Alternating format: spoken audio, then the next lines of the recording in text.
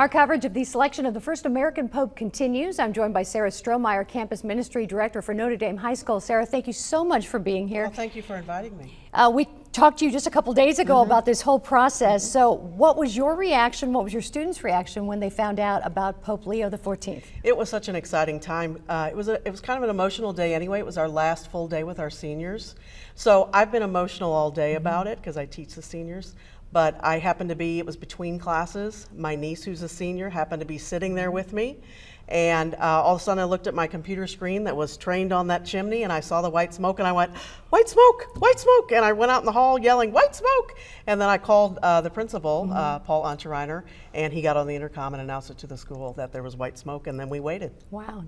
Was there anywhere that everybody could gather to watch? How did that work? There were a lot of teachers turning on their live streams in their classrooms, and kids were going into classrooms and stuff to watch. Wow. What do you think is the significance for you, for your students? Again, first American Pope. There was so much surprise when the announcement was made. I think it's an interesting choice. I think it's really interesting that he is from Chicago, but he spent a lot of time in his ministry in South America as well, and in Rome.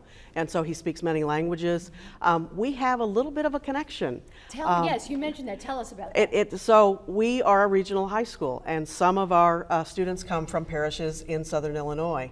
And one of the pastors at one of those parishes is Father Brian Barker. Father Brian Barker knows Pope Leo XIV. Wow. Called him Father Bob. Wow. And said he will absolutely know about Notre Dame because I'm friends with him. Wow. So it's amazing. I'm from the south suburbs of Chicago, and I've already seen friends post that he's got connections to some of the Catholic schools very close to where I grew up. So what do you think Pope Leo's impact might be on young Catholics moving forward? I think the really important thing for me as a teacher was to have my students see the church come together, to see somebody be elected that has a similar background as them, and to say, hey, I can live my faith.